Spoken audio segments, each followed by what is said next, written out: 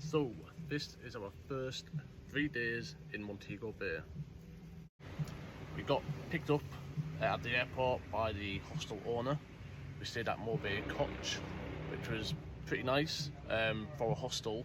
However, we did have a really cool Rottweiler, our own guard dog. It's very nice. And then the bathroom doors, well, never seen a lot like these. Take a look at them.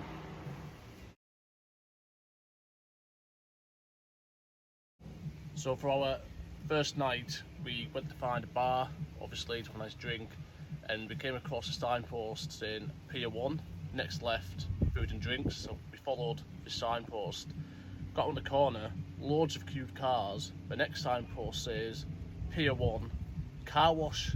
I'm like, what's going on here?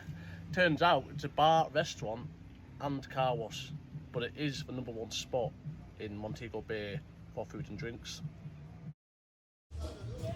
The next day we went to the Doctor's Cave beach, which is beautiful. It's a private beach, it costs about $6 an entry.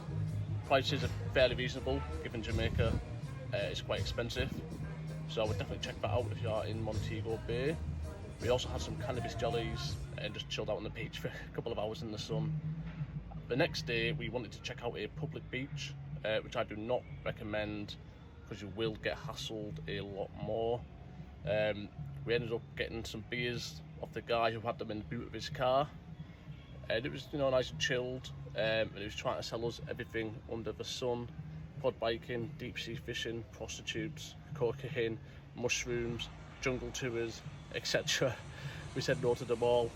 Then he even became our guide around the edge of the barrier to the airport for the dead end beach barrier. We were just going to do it on our own, but he took it upon himself to guide us and charge us another £2. So you got to be careful. So after spending a few hours at the dead end beach, we walked back. It seemed to be a daily routine to get scammed by the people in Jamaica, always buying the wrong things at the wrong prices. But you gotta learn. We made our way to Margaritaville, which was a really nice bar, well worth going to. It has a slide as well, and some kind of like exercise trampolines and climbing frames in the sea itself, like inflatables. That was pretty good. So we had a little go on the slides.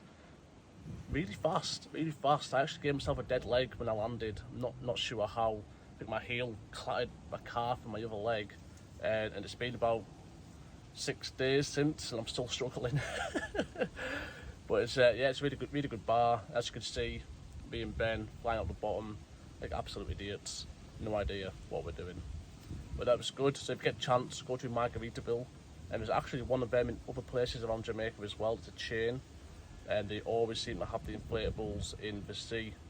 So check that out. It's pretty nice, and we stayed there till it was dark. Got very drunk, very high, and then walked home on the safe streets of Jamaica.